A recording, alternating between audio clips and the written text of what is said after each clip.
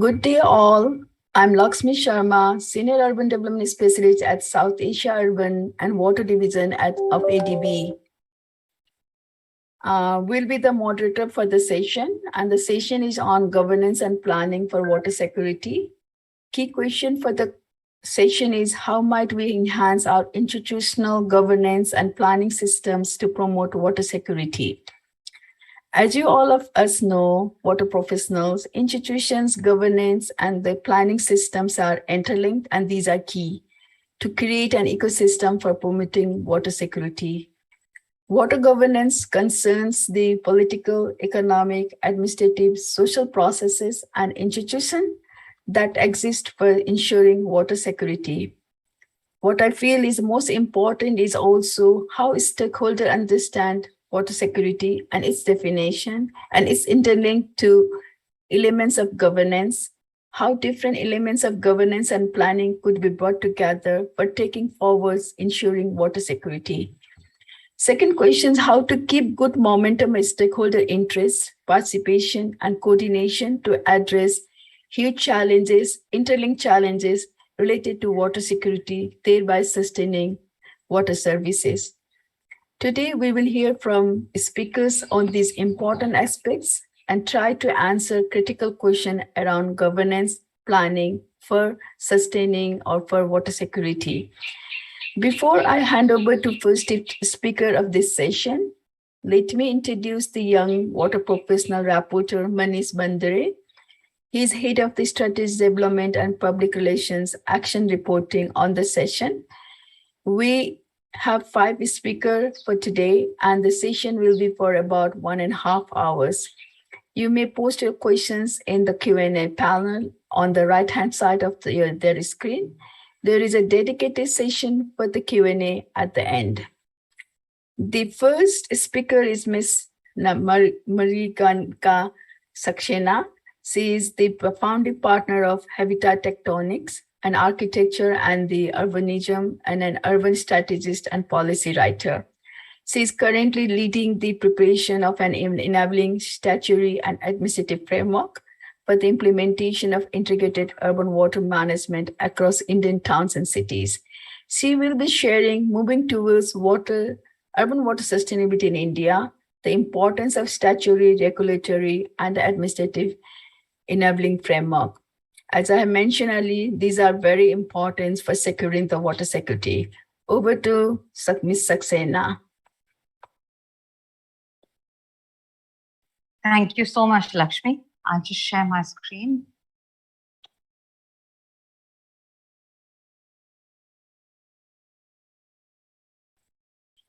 Is that visible?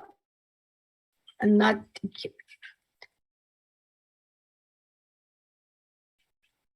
Yes. Yeah. Thank you. As Lakshmi mentioned, today I'd like to stress on the urgent need to create statutory, regulatory, and administrative enabling ecosystem that can help India transition towards urban water sustainability. As you all know, India is urbanizing and urbanizing fast. By 2030, India is likely to surpass China as the most populated country in the world. By 2050, the urban population alone will stand at 14 million, equivalent to 17% of Asia Pacific's total projected population for that year. It is therefore not correct to say that India's global competitiveness is closely linked to its cities. India has emerged as the fastest growing economy in recent years, with its GDP averaging 7.3%. Urban India contributes to 60% of that national GDP, and this figure is likely to rise to 70% by 2030. If India is to enhance its global competitiveness in the years to come, it is imperative that Indian cities become its primary growth engines. The Indian urban water crisis, however, poses a threat to this growth potential. By 2030, the Indian urban water deficit will stand at 50% of the total projected water demand. As we speak, 21 Indian cities are likely to run out of groundwater. There is also a huge gap in infrastructure. Across urban India, we are struggling to keep up with water supply and sewage infrastructure and timely delivery. The natural water resources, be it ponds, rivers, drains, are highly contaminated, misused with high levels of pollution. And ironically, ineffective rainwater management has contributed to both water scarcity and flooding. This water crisis, however, is leading to wider health, environmental, and economic challenges, risking urban growth, and most importantly, impacting the quality of life of millions of city dwellers. I feel right now we can no longer solve this crisis by sporadic pilot projects or one-off initiatives. This is where I'd like to share my experience from Delhi of a path-breaking initiative that's undertaken by the Delhi Jal Board, which is the second largest water utility in the world, back in 2016. The initiative was to restore all water bodies and drains in the country, and I was fortunate to lead the project. What it meant was 3 drainage basins, about 750 kilometers of drain length, and about 1,000 water bodies were being looked at as one urban integrated system. What were the main culprits? Of course, it was sewage from unsewered areas. 40% of Delhi remains unsewered. There was untreated stormwater making its way through these open stormwater drains into our natural water bodies. So what we did was we created an implementation framework. This was an administrative implementation framework founded on 8 pillars: water quality enhancement, chemical and industrial pollution control, septage management, flood management, solid waste management. Of course, urban planning was a key pillar there, squatter settlement management, and of course, recreational and development accessibility. Within this larger framework, we decided to keep it simple. If you're familiar with Delhi, it's large and it's complex. We realized we could work with just 4 principles. One size does not fit all. We needed multiple solutions, multiple technologies for multiple geographies. We also believe that sound urban planning based on sound data-driven analysis was the key to a long-term initiative. We needed robust delivery mechanisms and sustainable management regimes that looked at creating a lasting legacy when it came to natural water resources. Even in terms of the rollout strategy, we decided to keep it simple. We said, let's try and implement pilots. Let's set standards and processes. Let's roll it out in a phased manner, learn from this, improve our processes and standards, monitor positive impact, and then roll out citywide. We had a similar approach when it came to the geography. We started small from a sub-basin, moved to a basin, and then to the city. No data existed. So we really collected data that a small team of 8 walked hundreds of kilometers of drain length. We mapped information and tagged them geospatially. We also decided to learn by doing. So we undertook pilots for both water bodies and drains. This is one such example of the Rajokri water body in South Delhi.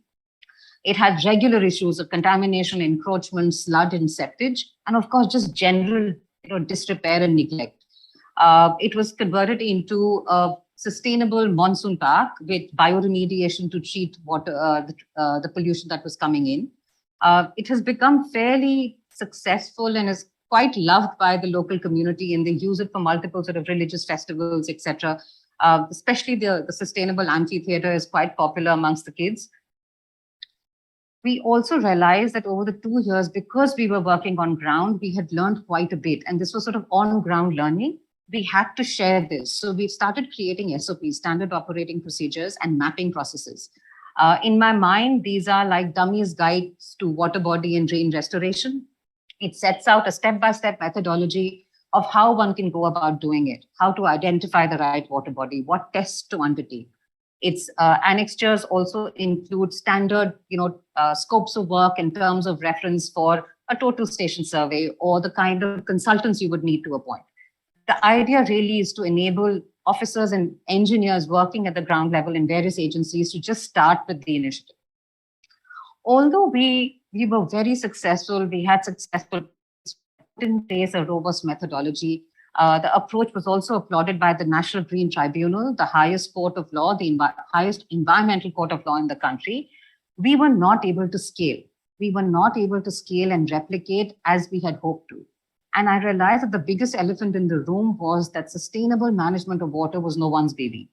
If you look at the diagram to the left, it indicates there are 26 different entities at the central, state, and city level that are involved in the river Yamuna, which is the main river going through the city. 11 agencies looking after water bodies, 4 for drains, and 6 involved in groundwater. This Delhi experience made me realize that the key barriers to sustainable water management in India often lie beyond the realm of political will, skills, or even technology. These stem from ineffective and misaligned policies, plans, institutional setups, and mandates. In my opinion, the two biggest barriers to India moving towards urban water sustainability is one, that cities are not recognized as a unit of planning for integrated urban water management in existing statutory and administrative provisions. Even the national water policy does not say so. However, having said that, cities continue to be the biggest consumers of water and the biggest contributors of pollution in any given watershed. Our current sort of hydrology-based, hydrology-driven basin-level approach to water management actually misses a critical element of our urban governance that is related to administrative jurisdictions, administrative boundaries, mandates, and organizational setups. The second big barrier is that in India, we have compartmentalized water into different entities. There's potable water, groundwater, wastewater, water bodies, each with distinct custodians, if at all. In most cases, there aren't any. And if there is a custodian, they have different planning and management objectives. Integrated planning and sustainable management of water does not feature in the municipal acts as a mandate for any body. Resultantly, departmental priorities, targets, budgetary allocations for anything to do with sustainable water management does not exist. And therefore, even if there is will, an agency or a department is unable to do so. I strongly recommend that the way forward is to institutionalize integrated urban water management in all Indian cities with a population of more than 100,000. We need to create the right enabling ecosystem, and I feel that there are four essential pillars to this. One, we need to create a national level mandate, and a national level mandate for sustainable integrated urban water management in all Indian towns and cities. Currently, this does not exist. We need to create the right institutional mechanism across tiers, the national, state, and city, to enable this transition in approach and enable this transition in approach and projects and programs, all of it. A key recommendation is that we need to guide the preparation of water master plans based on integrated urban water management principles and provided the necessary statutory backing. And lastly, and equally importantly, we need to sensitize our decision makers and officers and build capacities at the ground level. Within this four-pillared structure, I recommend a 9-point framework. This is essentially looking at how to address importance in and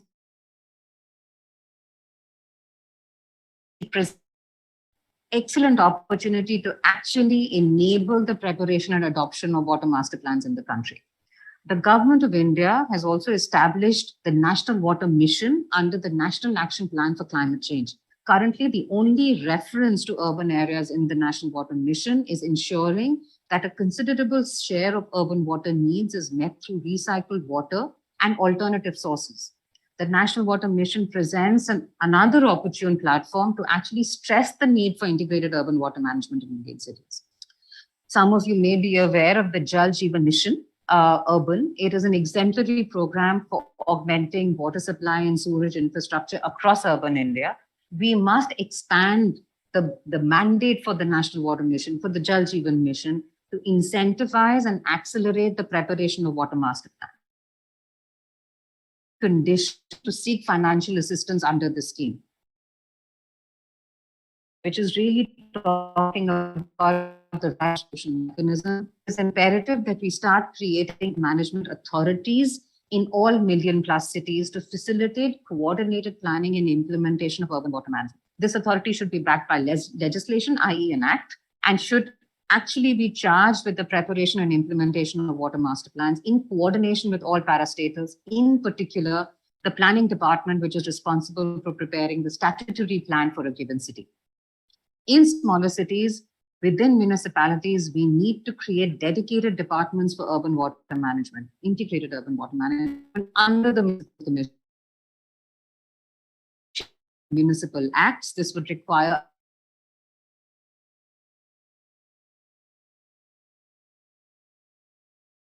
sort of transitions towards looking at water in a manner. The third pillar talks about the water master plan itself. It is complex. It would require interdisciplinary teams working on it. it is important that there is necessary guidance provided to how one can go about preparing such water master plans. We also need to make sure that these water plans are effective, i.e., we need to integrate it with the statutory plan that is prepared in each of the Indian cities, the city development plan or the city master plan, whichever may be applicable. And lastly, we need to organize sensitization workshops at the national and state levels, build consensus, build a mandate for such an approach, and actually build capacities at the ground level with working staff. In believe that the enablers to catalyze this shift towards urban water management in India lies in the domain of statutory and administrative provisions if we want to do this at scale and not just be restricted to one-off projects and one-off initiatives. The way forward really is to institutionalize the preparation of water master plans based on integrated urban water management principles, give it appropriate statutory backing, rework institutional structures at the state and city levels, link funding of water projects and water schemes to meeting the conditions of this water master plan, and build capacities across scales. I'll stop there. Thank you. Thank you, Ms. Saxena. Actually, you rightly highlighted the importance of institutions, particularly one to the near to the provider, service provider, city level, starting with the planning, highlighting the WASH plan and the capacity and enabling the institutions. So next speaker is our Naharika Gupta. Ms. Naharika is a young urban planner and architect from the India. She is a young urban committed to sustainable development across scales, contexts, and sectors. She has been an Access Fellow at the WRI India for uncovering stories of a vulnerable community with the India to get access to WASH infrastructure in Delhi. She will be presenting recommendation for restructuring of urban institutions to enable IWM in India cities, a case study of New Delhi. So she will come up with the restructuring of institution, which was highlighted by the previous speaker. So over to Naharika for your presentation. Hello, thank you. I will have to keep my camera off due to some network issues, but I hope my slides are still visible. So good morning, good evening from whichever part of the world you're in. I am Niharika, and I'll be sharing recommendations for restructuring the labyrinth of urban institutions to enable IOWM. So, the world, particularly India, the largest metropolis with overall people, about 170 people. Yet, it faces multifaceted water systems. 274 water bodies and 11 water that's 240 million gallons per day. And 70% of Yamuna pollution is caused by Delhi's untreated sewage.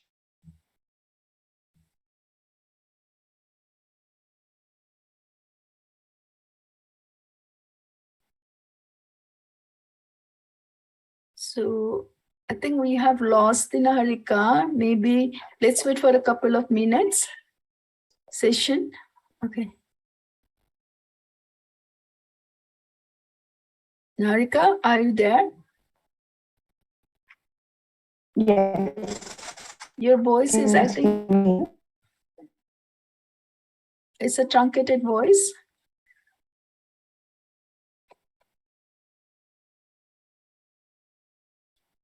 My screen.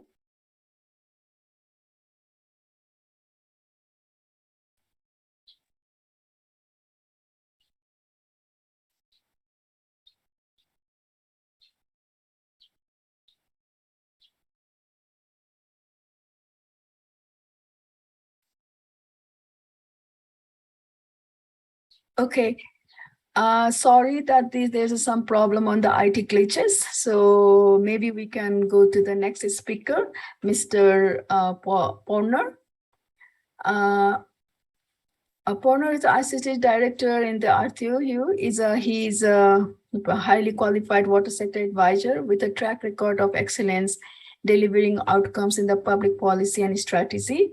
He managed artist contribution to Australia's work under the high-level panel on water, was the lead author on the two of the papers, Valuing Water and the Water Guide, setting a path to the improved water resource management and use under scarcity. He worked for the Murray-Darling Basin Authority and is not-for-profit and university sector. Over to who he is presenting the Water Guide, setting a path to improve water management and use under scarcity. Mr. Porner.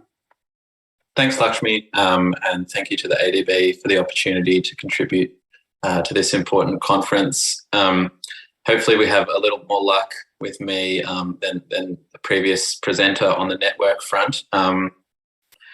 As Lakshmi says, my name is Hugh Polner. I'm based in Melbourne, Australia, where I work with AITHA's global team of water policy, strategy and economics advisors.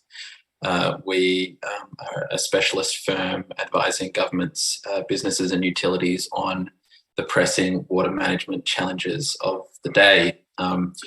So today I'd like to spend a little time speaking to you all about one tool that we have developed over the years and worked in several countries to implement this and use this as a way for thinking through some of the challenges that we all face in relation to water scarcity and water insecurity.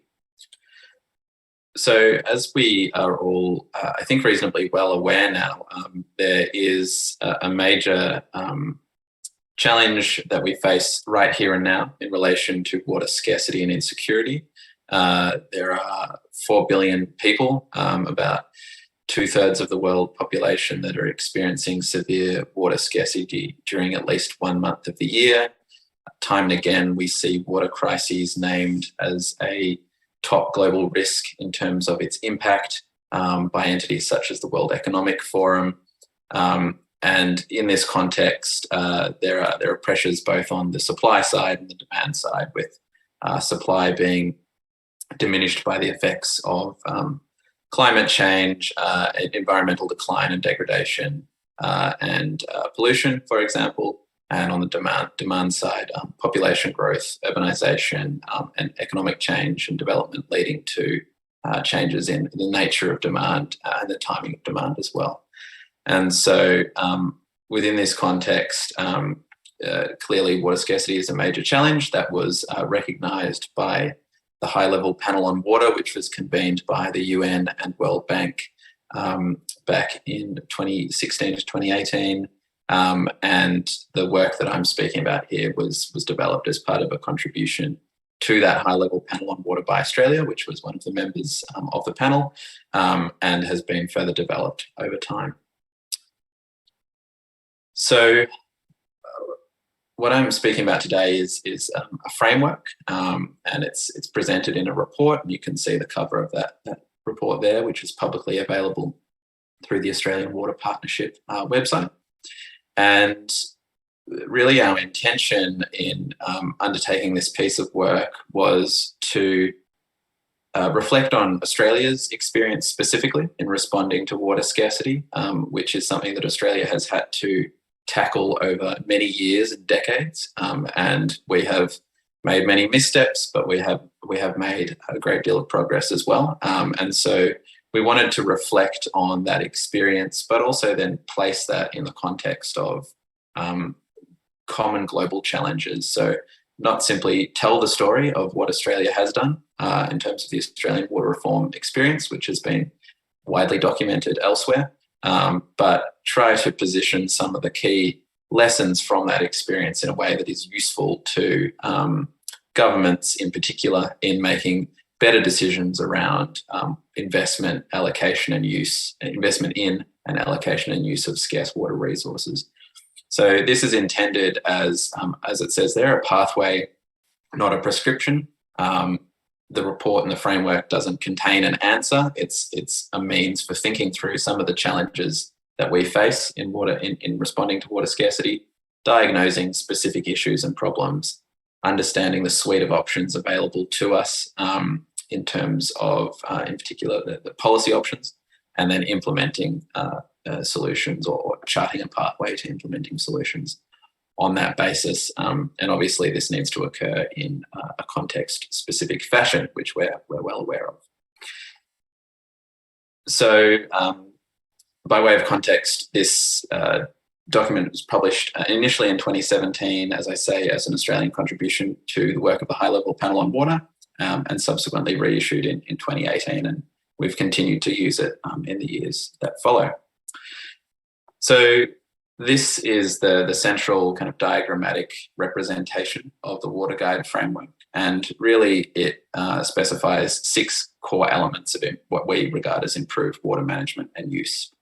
So in the work applying this framework, we have worked with decision makers in governments, in developing countries around the world to look at each of these elements discretely and then together to identify where key issues are in the current status of water policy and management in that particular country or state or province, and then identify possible solutions and to consider adopting or placing into a roadmap or strategy.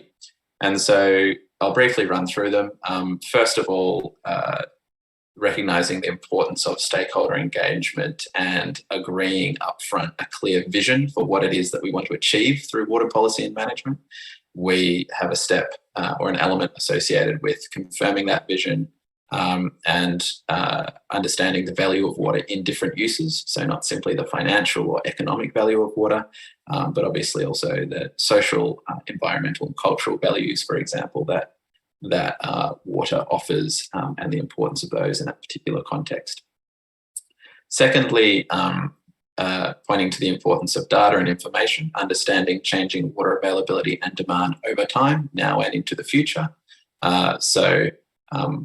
In terms of dealing with water security and scarcity challenges, obviously it's imperative to understand as well as we can the precise nature of those challenges, when they are occurring, to what extent and what the trend is into the future. Thirdly, allocating water between different uses. So inherently in a water insecure or water scarce context, there is not enough water to meet everybody's ideal or preferred needs, and so there must be a mechanism for allocation, and so addressing that. Fourth, ensure effective water policies and institutions.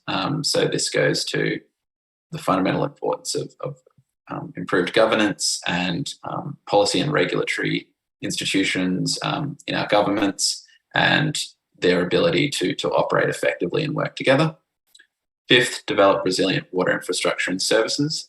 So again, pointing here to the particular importance of financially sustainable and financially resilient water infrastructure and services. So we have, in using this framework, done a fair bit of work with some different countries around understanding what a pathway to partial or full cost recovery might look like in that particular context as appropriate.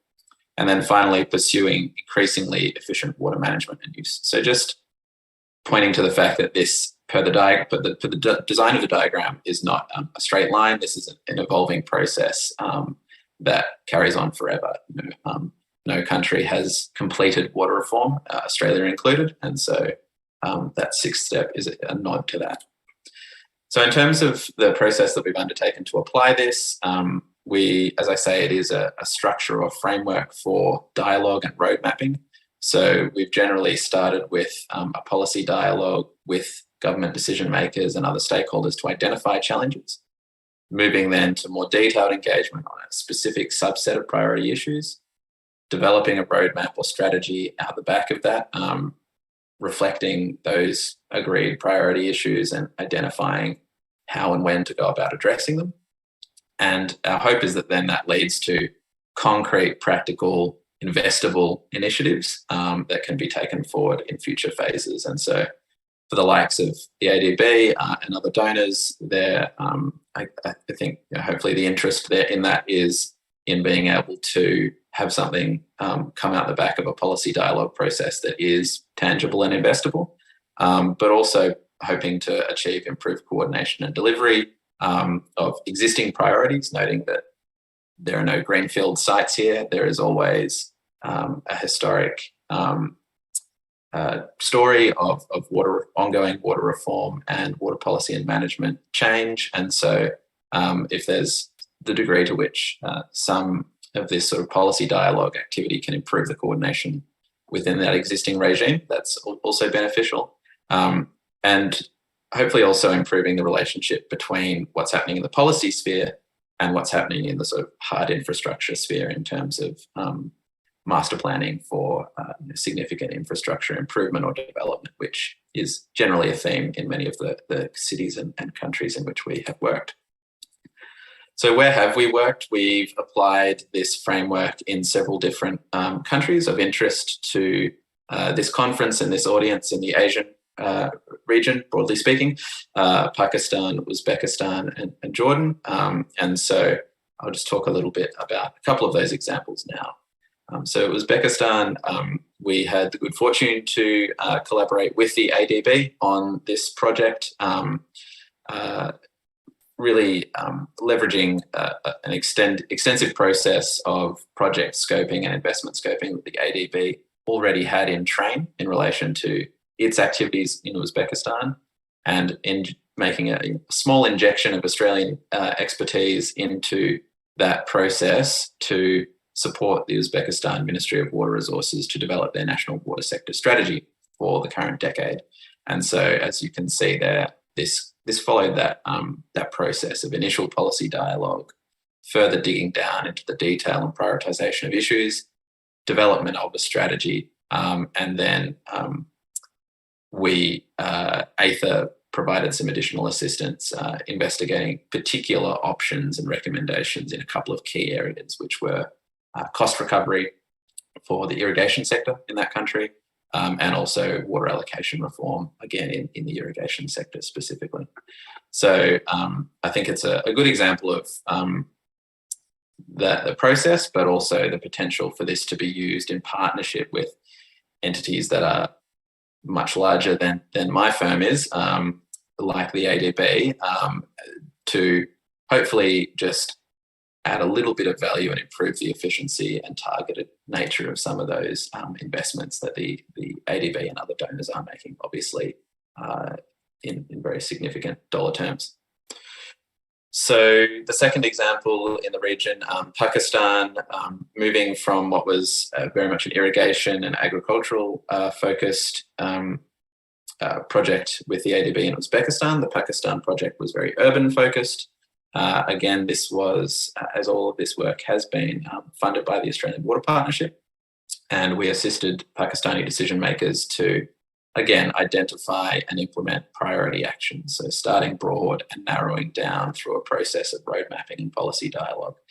And in this case, we were focused on two cities, Karachi and Lahore, obviously very, very large cities with significant challenges in responding to increasing demand and change in supply dynamics. And so we worked with a range of stakeholders across the government and utility sectors to develop some roadmaps using the Water Guide framework and approach.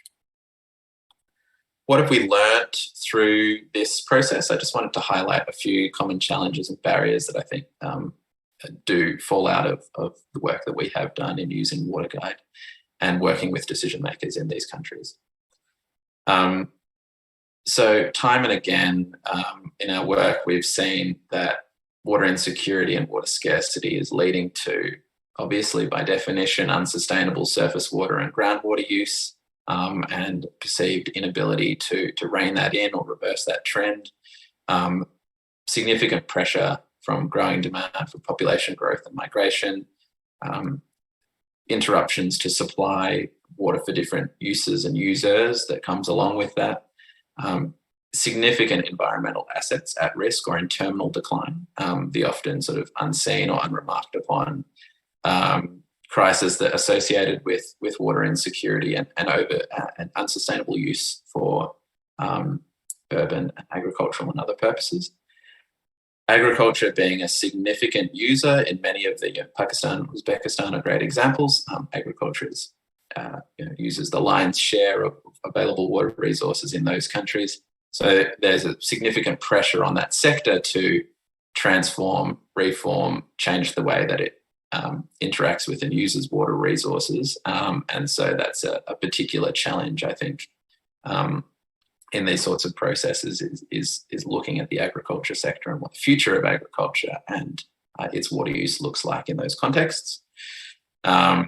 And the need for flexible reallocation of water within and between sectors. So this is something that is a massive challenge associated with the often inflexibility of being able to adjust the status quo in terms of who uses water, when and how.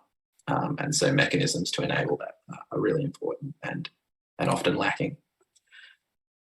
As per this slide, which goes to some of the common barriers that prevent action to address those challenges. So as I just said, the inability to balance competing demands or deal with trade-offs, significant gaps in information, data and reporting, obviously limitations in the capacity to finance solutions. And that is not just about obviously donor-funded initiatives, for example, but also the internal financial resilience and sustainability of large utilities and cities.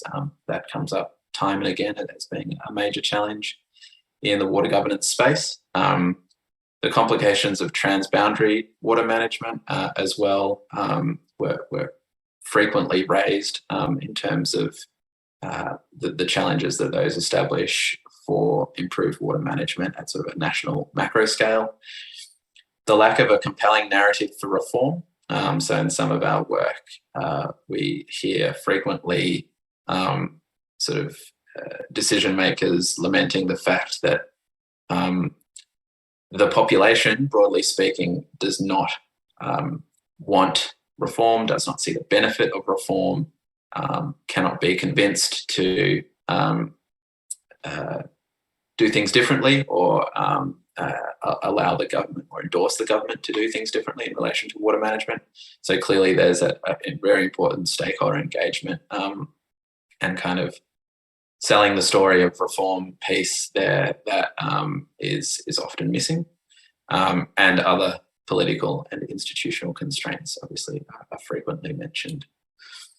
So just finally, I think a couple of takeaway messages for people from this is, in our view, countries are very much struggling not with what to do. I think there are a wide array of solutions, technical and otherwise, technical infrastructural policy solutions out there that are demonstrated to work in different contexts around the world.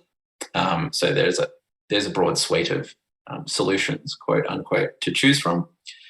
So it's not so much that we lack the what, it's more how to go about choosing and implementing those solutions and getting that done in a way that's sustainable, fair, resilient, etc. And so, as I say there, how to build and maintain political will, how to engage with stakeholders effectively, how to ensure water users value water and understand trade-offs, how to collect and use water information, and, as I said, how to develop a narrative in support of improved water management, noting that trade-offs are inherently part of that discussion.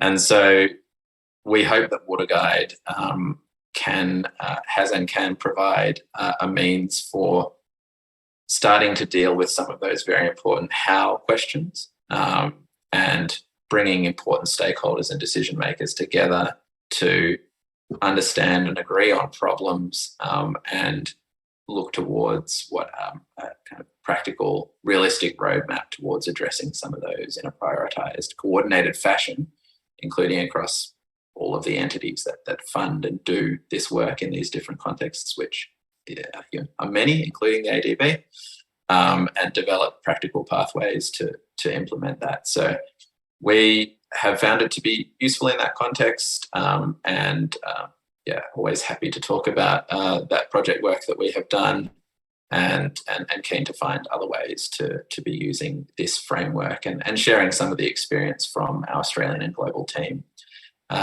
in the water policy and management space with government decision makers. So I'll leave it there, but thank you very much for your attention, and please do get in touch if this was of interest and you'd like to discuss further.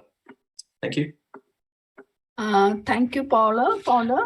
And you have really highlighted the environment assets at risk and the unsustainable use of the water. So our next session will be design and application of the environmental zoning method in Yellow River basins. So next presenter is the Mr. Yuli Wen, senior engineer from Chinese Academic of Environmental Planning. Yuli graduated from the Purdue University with a master's degree in 2009. He is specialized in the technology and the policy of water pollution control. He led multiple research projects for the Ministry of Ecology and Environment, ADB, and local government in PRC. He will be sharing water ecology and the environmental protection plan for major watersheds in PRC, water zoning strategy, which is very important, which was highlighted in the previous speaker, for environmental and the ecological system, and comprehensive work plan for energy conservation and emission reduction during the 14th five-year period of the PRC. Over to Mr. Wen. Okay, thank you. Okay, I'm going to share my slides here. Okay, hello everyone. My name is Wen Yuli. I'm from Chinese Academy of Environmental Planning in China. My organization's priority or the goal is to support the decision-making in China for the Chinese government, mainly the Ministry of Environment and Ecology and some local agencies. So my presentation today is about the design and application of environmental zoning for the Yellow River Basin. So the zoning has a long history in China. We started our application trial in the Huai River in 1996. Then the good results we got from this kind of trial. Then we started to expand the scope of our work. Since 2011, we include the Huanghe River, the Yellow River Basin, the YRB, into the zoning system. So for the past 2 decades, we kind of use the zoning system as a tool to guide our pollution control plans. So this will, we believe that this will make our the measures we've taken more precisely and more problem-oriented. And the improvement of the water quality is significant. But however, this kind of achievement is not enough. Here, we need to constantly keep to improve the water quality in the YRB further. But now we're trying to use the old way to control to reduce the pollution emission, trying to achieve the improvement of the water quality. It seems like we're not going anywhere. So there are some reforms is undertaken in the new era. The first thing is that we're trying to add more aspects of the management into the system. Like first, we're trying to concern about the water quality as the single element. Now we're trying to add water quantity, water ecology, and water risks, and even water cultures into the system. So we're trying to form a more comprehensive and systematic management system in the new era. That's the first thing we're trying to do here. The second one is when we're trying to change the fragmented management into the integrated and coordinated governance here. The fragmented management is a problem that we introduced when we're trying to make our measures more precisely, like we're going to divide the whole basin into smaller pieces, so we can narrow it down to see what caused the water environment problems. So now we need to see the whole picture, like what's the rivers going on, the whole river, not just one river sections. To meet the requirements in the new era, so we need to adapt and redesign our zoning system. So we set up this kind of 5 levels in our new system, from bottom to top. The bottom 2 is the state control sections and the state control units. For this 2 level, we're trying to go further for the preciseness and the problem-oriented aspects in our system. And we're trying to add more stations, more monitoring stations, and divided the whole basin into even more smaller pieces so we can see what's going on or what caused the water quality problem. At this two level, we're trying to focus on the water quality and water quantity. And then going up, the third level is that watershed control units. At this level, we're trying to combine the section units according to considering the integrity of the whole rivers or the whole lakes. So at this level, we're trying to implement systematic management, and we're trying to introduce the management of water ecology at this level. For the top two level, the major river basins and the national key rivers and lakes, these levels will be pay more attention to the central government and all the ministries in China. And here, at this two level, we're trying to reflect the microscope strategy of the central government here in China. To realize our design, there are several main principles to put them into the plan or to the print. So there are 4 major steps. Okay, and so the most difficult and the most most difficult part is that the first 2 steps. So first is to determine where we need to set the sections. The second one is that we need to determine whether the catchment range of the corresponding area to each section. We at this level, at these steps, we use the township as our fundamental units here. It's kind of different from what's going on in other countries. So there are about 10,000 townships in the YRB. So basically what we're doing here is we will identify the corresponding sections for each township. So this kind of tremendous job here. So then the third one is we're gonna considering the integrity of the rivers and lakes, and then combine the section units together to make a whole, the whole region for the rivers and lakes. And the fourth one is to identify the national key rivers and lakes. So here are some works we're doing here. This the database we construct for our work.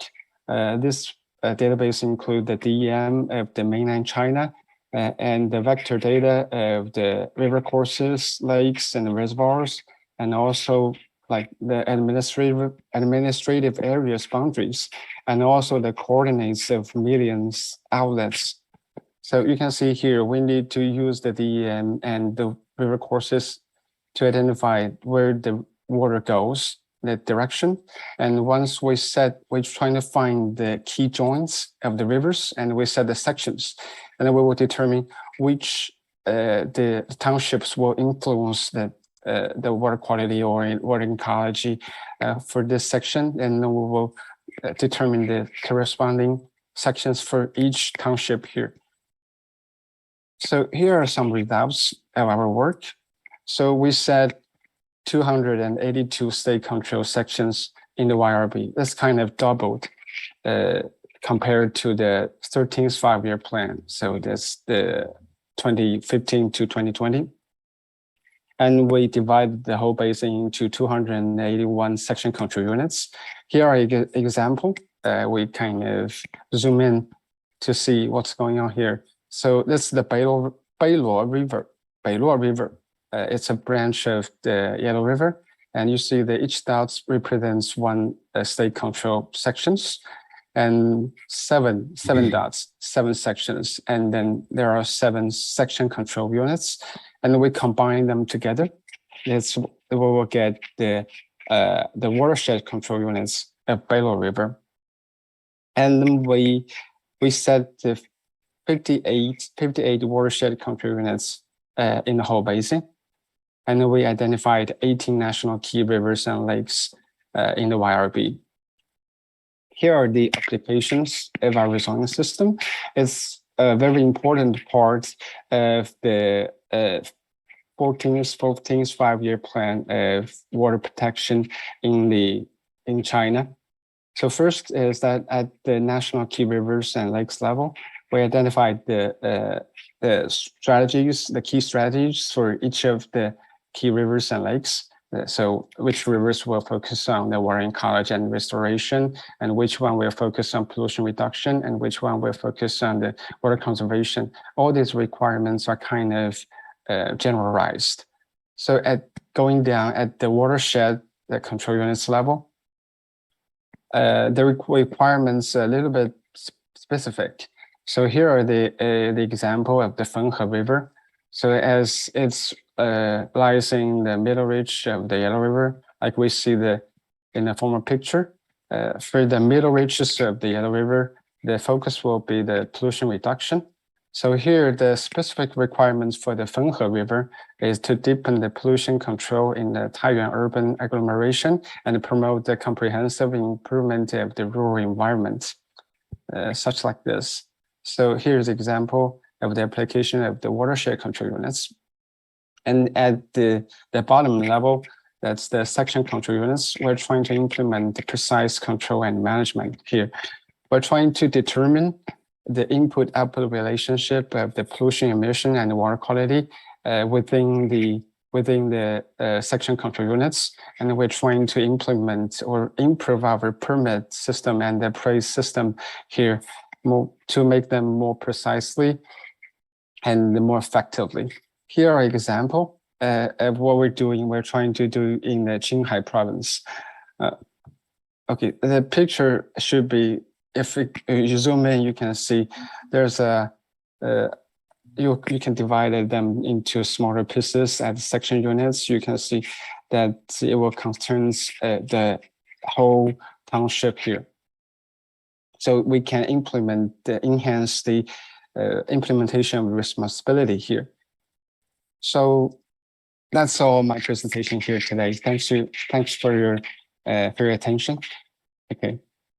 Thank you, Wen. Very interesting presentation, particularly on the application of environmental zoning and also the data-driven or the use of information technology to make it possible to collect the vast areas of the data and information and bringing together on that.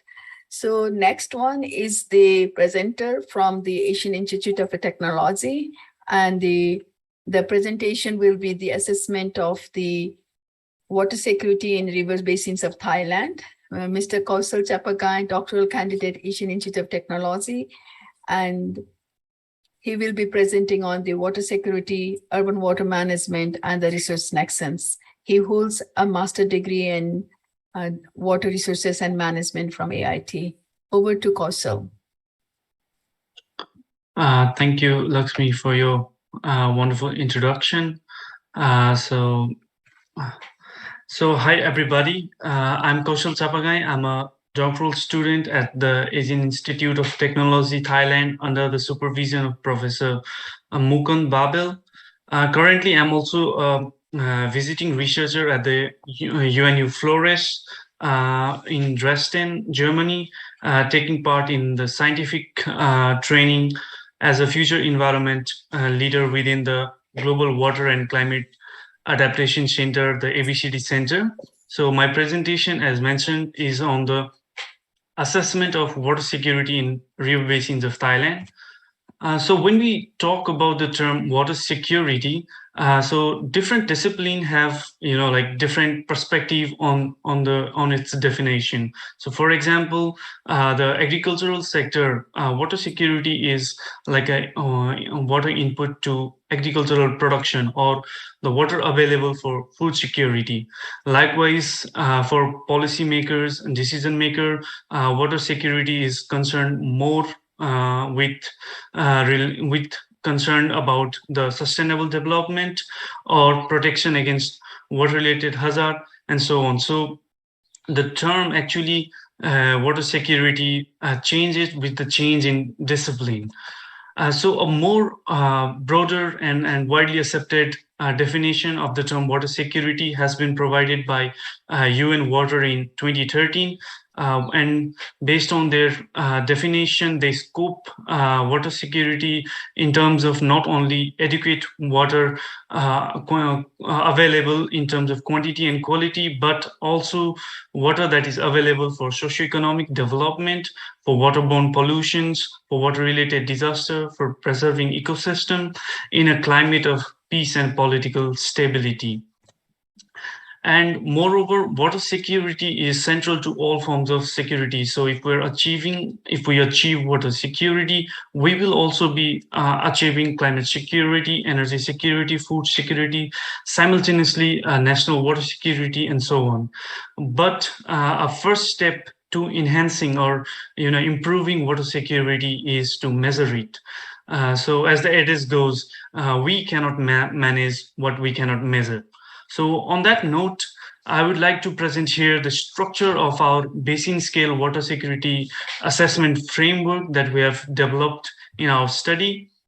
So our study has a 3-layered water security assessment framework, which consists of dimensions, indicators, and variables. So variables are what quantifies the indicators and based on different equations and or the direct data itself, and the variable values are then normalized between the score of 1 and 5, and these are then there could be like more than one variables that reflects on an indicator, and these variables are aggregated to get an indicator score. Likewise, indicators, they reflect on specific areas of interest or dimension of the water security. So indicators are also then aggregated to get a dimension score. These indicators could also be one or more than one that reflects on the dimension. And finally, the dimensions are all aggregated to culminate into a single score of water security index. So the table here presents the detail regarding the developed framework. So in total, we have 5 dimensions of water availability, water productivity, water-related disaster, watershed health, and water governance. So I will not be going through the detail of these indicators that reflect on the dimensions and the variables that quantify the indicators and how these variables are estimated.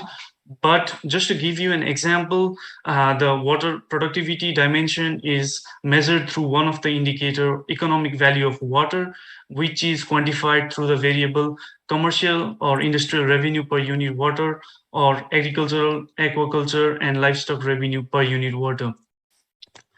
I would also like to mention that the water governance dimension, the variables that quantify its indicator was estimated through a questionnaire survey that was carried out, because the water governance in itself is a very complex dimension itself, and is moreover like a subjective aspect, and to quantify it without in hardcore estimation using equation would not make much sense. So we had carried out a questionnaire survey with different river, with all the river basin organization involved in Thai river basins. So the table here, and I would also like to mention that if we look closely at the indicators that we have selected, they are also very reflective of the Sustainable Development Goal target number 6 as well. So this table here shows the how the normalization of variables are carried out. So we normally use the reference values to transform these raw values of variables into a score of 1 to 5. So for example, the Falcon marks 1700 cubic meter per capita per year as a is one of the threshold that is used to benchmark the variable values for estimating per capita water availability, and likewise and so on for rest of the variables that we selected. So now moving on to the application of our framework. So we applied this framework in all the 25 river basins of Thailand, and the results are presented here in terms of its different dimensions. So when we talk about the first dimension of water availability, so the Thai river basin fortunately are well endowed in terms of this dimension. So while some basins have moved from their status of excellent to very good category during, if we look from 2007 to 2015, however, the situation is still favorable for these basins. So moving on to the water productivity dimension, on the other hand, the situation is quite not so as we thought, because while the overall water productivity has improved in the basin, if we look from 2007 to 15, but agricultural productivity is still a very grave concern in the basin, specifically in basins that are at northern part and northeast region of the country, but the overall water productivity is counterbalanced by the massive improvement that has happened in terms of industrial or commercial productivity in all of these river basins. Likewise, moving to the water-related disaster dimension, this dimension was a major cause of concern if we look from 2007 to 2011, but however, there has been like significant improvement moving onwards from 2012. And one of the cause for this improvement is that Thailand had suffered a great flood in 2011. So different measures and interventions has been taken after by concerned authorities to combat with water-related disasters. So, and the results also has reflected some improvement in the improvement in terms of this water-related disaster dimension in these river basins. Moving on to the watershed health dimension, while the overall watershed health in river basins is ranges from good to very good. However, our study revealed that wastewater that is generated from domestic and industrial sector are a very grave concern in most of the river basins. They are, although overall the watershed health is good, but there are still some concerning factors. The water governance dimension, which was measured through the questionnaire survey, while we found out that while basin had reasonable water governance, there are like hardly any basin that have excellent or very good water governance. So there need to be some step up that needs to be done from this water governance dimension in most of the river basins as well. So the overall water security index, which is the culmination of all these dimensions, has improved from 2007 to 2015 in most of the river basins of Thailand, and specifically the major improvement has been in water-related disaster dimension. However, the watershed health has degraded in several basins, but most of the river basins have their water security index in the very good state. Nevertheless, in conclusion, while the overall water security index is quite satisfactory in Thai river basins, there are like concern in terms of individual dimension. For example, the watershed health is an area of concern where concerned authorities need to step up their efforts to enhance wastewater treatment capacity in order to improve the health of river basin.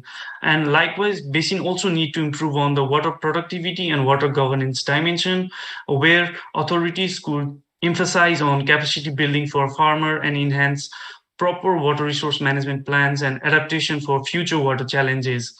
And while our framework is good to evaluate or assess the water security state in river basins, some research is still needed to arrive at interventions to improve on how we can improve the water security based on the framework developed.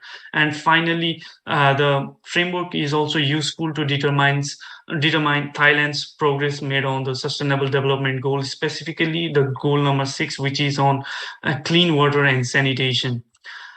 So our framework that is presented here has been like recently accepted for publication in the Journal of Environmental Management. So I would like to if you're interested in our framework or in our studies research that we carry out for in the sector of water security, so feel free to contact me or Professor Babel at AIT Thailand. I would like to thank you all for listening to my presentation and look forward to the question and answer section. Thank you. Thank you, Kausal, for very interesting presentation. You started your presentation from the different stakeholder had a different perspective for the water security and the definition, come up with the assessment framework with the qualitative and the quantitative variables, and the use of the data-driven or information technology to creating the index against the basins itself. With that, we have now the coming of the ends. Towards the last speaker is the Miss Niharika Gupta, and she's a young urban planner and architect from India. She's committed to sustainable development across scales, contexts, and sectors. She has been Access Fellow at the WRE India for uncovering stories. I think I have already introduced her, but welcome back, Niharika. Over to you. Thank you. For the presenting Thank you, the Lakshmi. recommendation for the restructuring this one. Thank you. Thank you, Lakshmi. After all the glitches, I'm ready to resume. So we will resume back with the multifaceted water crisis of Delhi. We see that next, we see that 274 water bodies out of 611 have already dried up. Delhi's water supply deficit is 240 million gallons per day. Delhi's untreated sewage is responsible for 70% of Yamuna's pollution, and urban flooding in Delhi during monsoon has become an annual affair. Delhi is also likely to run out of groundwater by 2020. There is complex interdependence of the causes of this water crisis. Next, please. There is complex interdependence of the causes of this water crisis linked to urbanization, largely due to concentrated anthropogenic activities, indiscriminate extraction of water, land use change, depletion in vegetation cover, increased surface runoff, unplanned settlement, untreated sewage disposal, and encroachments. However, it is now evidently known that many water crises at their root, next, are the crisis of water management and not of actual water scarcity. Next, please. Integrated Urban Water Management, IUWM, offers an approach that can help resolve such complex, interdependent, wicked problems, specifically at the city level. According to the World Bank, IUWM is a flexible, participatory, and iterative process that integrates the elements of the urban water cycle with both the city's urban development and river basin management to maximize economic, social, and environmental benefits in an equitable manner. So basically, the three basic tenets of IUWM are integration of all forms of water, prioritization of both ecological and human needs, resilience to climate change through nature-based solutions. Next, please. Though in our current approach, ecological needs are disregarded and human needs are not adequately met, water is managed in silos, and there is heavy dependence on centralized engineered solutions that are failing to meet the growing needs and offer climate resilience. While there are few enablers for IUWM and a host of limitations, a major impediment to successful adoption of IUWM in New Delhi is the fragmented institutional framework. Next, please. This fragmented institutional framework runs across the water management spectrum. There are 31 agencies across 7 management roles, from envisioning bodies, ministries, and departments to monitoring agencies, regulating bodies, planning and implementing bodies, as well, and operating and maintaining bodies. This fragmented framework is also divided by types of water, where water gets compartmentalized. Next. There are 3 agencies for water sources, another 3 agencies for stormwater collection. Keep going, please. Thankfully, end-to-end water handling for human needs is handled by Delhi Jal Board. And the full diagram can come in picture and then I can explain. Next. So all of these bodies cater to different types of water and they compartmentalize the waters, leading to a labyrinth of institutions. Next.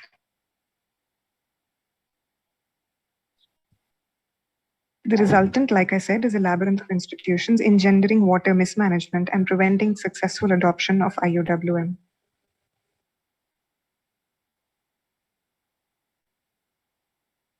A case in point of water mismanagement where we see this labyrinth up close is from a field study conducted at Kalandar Colony, Balaswa Landfill, and Balaswa Lake. Next. Close to 20,000 residents living at Kalandar Colony have inadequate access to water and sanitation. Balaswa Lake, once a horseshoe lake, is severely degraded, and the city's dump site and sheer volume of disposed waste has contaminated groundwater of this area. Next. We can see stormwater drains across this colony handled by multiple agencies, sometimes even by the community themselves. In this particular picture, you can see on the right-hand side, you can see the trunk water supply line passing through, yet the colony doesn't receive adequate water supply. And the stormwater drains, again, mismanaged. Because of the landfill, or the groundwater contamination is also extremely high. The toilets conducted by another authority called Delhi Urban Shelter Improvement Board do not have access to sewage network, and so they end up disposing the sewage in an untreated manner. So these multiple agencies with different misaligned efforts and inefficient water management cause all the problems at Kalandar Colony. We have critical learnings from Singapore. For example, the Public Utility Board ensures integration across types of water, and closing the loop has resulted in 30% reduction in freshwater demand. And there are prioritized environmental considerations and water-sensitive urban design by URA and coordinated effort of other agencies. There are also learnings from transport planning in New Delhi, which integrate planning and make way for interagency coordination supported by UTPEC. Based on this research and analysis, a few broad recommendations are made, but I would like to skip to the recommendations that restructure the labyrinth of urban institutions. These are specific recommendations. Next, please. So integrated planning holds the key to this labyrinth of institutions. What is recommended as part of this research is formation of a nodal planning authority, IUWA, Integrated Urban Water Authority, which shall prepare integrated plans of all water types. It shall be empowered to plan, notify, regulate, and standardize procedures. And its jurisdiction shall be across public and private realms. It shall also have the power to delegate to other agencies. This nodal authority shall straighten out the labyrinth by positioning itself at the heart of the management spectrum and shall converge efforts of implementing and operating and maintaining agencies towards a single vision and goal. This institution shall prepare integrated plans, holistic rules, standard operating procedures for other agencies, and model concession agreements for public-private partnerships, etc. With a range of other aligned efforts and recommendations, integrated planning can enable IUWM in New Delhi and help make the city water secure. Thank you. Thank you, Niharika, for a very interesting case studies or presentation from the Delhi, and the application of the Singapore model to the could be applicable to for sharing that one. So next session, we have the Q&A, and we have received a couple of the questions from our participants. So probably we can start, and they welcoming all the speakers to the panel discussions for the Q&A sessions. The first questions is to Porner. What intersectoral water allocation mechanism has worked best for in Uzbekistan and Pakistan, and how was water reform part of was implemented in both? Mr. Porner, the question is for you. Thanks for the question. Look, at the moment, the intersectoral allocation mechanisms in Uzbekistan, for example, we were largely looking at allocation among individual users in terms of irrigation district allocation, for example, rather than between sectors in Uzbekistan. In terms of what mechanism works best, I suppose at the moment, the challenges with the current mechanisms that, as I said in my presentation, there's in general not a great deal of flexibility to be able to move allocations between sectors as needed over time. So one of the things, for example, that we were able to talk about in the Uzbek context, for example, was Australia's experience in implementing tradable water rights, so water markets. Both Uzbekistan and Pakistan, I think, are a very long way away from implementing any form of water trading regime. And we would argue that there's a lot of other fundamentals that need to be in place before that should be considered. But I guess just as an illustration, the ability to trade water between individual users in Australia means that there is an incentive for water to flow to its highest value use. Now, there's an argument about whether or not all different values of water are captured in that, but nonetheless, I guess that it's that what that has enabled in the Australian context is during periods of low water availability, the ability for, in an agricultural setting, for example, those that are growing permanent plantings like fruit trees, for example, to be able to access water on the water market to ensure that they can sustain their crops. And that, might involve, for example, those growing a perennial crop selling their water entitlement to somebody that doesn't have that flexibility to just not plant for a season. And so I guess at a high level, it's those sorts of mechanisms that don't presently exist in Uzbekistan and Pakistan, for example. And I guess, water trading at a sort of high level between sectors, so from urban to agriculture or from agriculture to urban or to industrial, is something that is being explored and implemented in a few different countries. So China, for example, has such a mechanism. That I think the interest in many countries is to find ways to do that. Now, I don't think that'll be a full, water market as we have here in the Murray-Darling Basin in Australia, for example, but those sorts of principles, I think, are relevant and interesting to explore in those contexts. So, sorry, it's a very large question that I don't have a specific answer to what is best, but those were some of the nature of some of the discussion there. Thank you, Partner. So you have, answered quite wisely on that part. So maybe the next questions for Mirganka, because he shared the successful campaign, and there's about the Jal Jeevan and what made Jal Jeevan a successful campaign, and is it sustainable? To Mirganka, the question is for you. Sure, thank you. The Jal Jeevan mission has been successful as far as infrastructure augmentation is concerned. It's a focused program. It's looking at timely delivery of both water supply and sewerage infrastructure. In making sure that it's not a lost opportunity to actually bring about a strategic shift is where the point really lies. It is a nationwide program and a lot more can be done through it.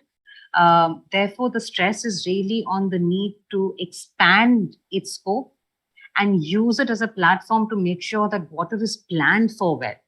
So the Jal Jeevan mission goes beyond just infrastructure augmentation. They're beginning to already do that. They're beginning to create plans in a few select cities as pilots. However, I think we're at a time where we need to scale fast, and we need to scale through such programs at the national level where strategic shift can be enabled across the board, across the city. So in itself, from an infrastructure perspective, yes, successful, but I feel that a lot more can be done because it's a well-structured nationwide program and can be leveraged to bring about a sustainable shift. Thank you, Ms. Successiona. So next questions is let me go through the questions here to Mr. Wen. About there was a large cooperation we have seen among the townships, more than like 10,000 or more. So how do you ensure the cooperation among them of the townships, and what institutional mechanism are in place to make it happen? Mr. Wen, will you able to clarify or answer the question? Yeah. Thanks for the question. So at the township level, the cooperation, I think it's not a problem, that cooperation at township level. So like I said, once we set the sections, the 282 sections, they are state controlled sections. So some of the works we've done is that we will determine the goal of the water quality of each sections individually. And then I'm from the Ministry of we work for the Ministry of Environment and Ecology, and we work closely with the Ministry of Water Resources that we pick certain numbers of sections and set the goal of the ecological flow rate. Like I said, we will concern about the quality and quantity at this level. So once the goal has been set, that, like I said, we will determine the corresponding sections for each township, right? So I mean, you can see the area maybe it is relatively small, so we can consider all of the townships within this corresponding to the same sections. They will be equally responsible to the compliance of the goal. So they will work together to meet the goal of the sections. And once if non-compliance happened, so there was something will happen, like they will limit it to for the permits or the projects to going on within their jurisdictions. So this is the township level cooperation in the township level, but at higher level, at larger scale. So maybe at the municipality and the provinces, for the municipalities and provinces at a larger scale, they will say that okay, I am at the upper stream of the river, I'm the downstream river, so the responsibility should not be equal. So one of our suggestions we've already been adopted by the MEE is that we set the national key rivers and lakes in our system. Like I mentioned in my presentation, at this level, the ministry, even the central government of China should be paying more attention to maybe regular meetings with the leaders of the ministries from different ministries and the related provinces. They will sit together to settle down all the contradictions or conflicts, so they can work together towards the same goal. And another suggestion is that, as hasn't been adopted by the MEE, is that we set this third level is that in our system is the watershed control units. We suggest that the watershed control units should be managed or governed or supervised by the watershed agencies in China. There are 7 watershed agencies in China right now. They are under the supervision of the MEE. So for the watershed control units level, maybe the agencies should play an important role to mediate or cooperate to communicate with the municipalities and the different provinces, so they can settle down all their problems or conflicts. So to work together towards the same goal or the single goal. And also, this is there's an ongoing project working with ADB that we're trying to propose suggestions to the MEE and the other ministries, how the mechanism should be improved for the cooperation between the ministries and between provinces in the Yellow River Basin. So that's my answer. Hope that this will answer your question. Thank you. Thank you so much, Mr. Wen. It is well clarified, and the strong institutions leading to the coordination, and it's more made possible, and the strong framework at the central level. So next question, I think I would like to go around all the speakers at once first, because we have some time limitations also. So now the questions to the Kaushal. So you talked about at the basin levels results. So can basin level results be broken down for a more granular and the localized look?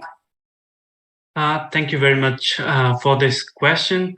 While the framework that I presented today is specifically designed to assess water security in basins, we do have a framework that looks exactly with the similar structure that assess water security at the city scale, and we have recently developed a tool very similar to Water Guide, as mentioned by Paulner. We have a tool, web-based tool called WhatsApp, which is a water security assessment tool. So you can go to whatsapp.org to have a look at the tool, which basically also is designed for city planners and practitioners to evaluate water security assessment in their cities, and then to have an idea or to be informed on how you can develop to foster some practical intervention to enhance water security in cities. But this framework specifically is designed for basin scale. I hope that answers the question. Thank you. Yeah, thank you so much, Kaushal, for your clarification or the answering the questions. I would like to bring on board the Niharika. Niharika, what have been the obstacles to institutional reform and the streamlining the multiple agencies? Could you please repeat that? What have been the challenges or the obstacles to the institutional reform and streamlining the multiple agencies in your cases? So largely it's there are two aspects. One is the statutory level interventions required to create such statutory bodies, because unless they are statutory, they don't hold much value or much impact, I would say. And the second is the complex levels of governance, especially for Delhi, because it is a state, a city, as well as the national capital. So there is overlap of central government, state government, and the municipal bodies. So navigating through that to arrive at a structure for this streamlining is challenging. Okay, thank you, Niharika, on that. Probably we will, in these sessions, it's all more about the framework assessment at the national level, at the city level, wash plants, and the different things are taking. Probably I want to bring to the Paulner. Paulner, would you like to explain what major challenges did you face in creating a national water framework, management framework, particularly in case of you gave the examples of the Uzbekistan, and what are the solutions were implemented, or is there any progress made on that? So that over to. Thanks, Lakshmi. Noting the time, I'll just provide a quick response on that. I think one of the overarching challenges was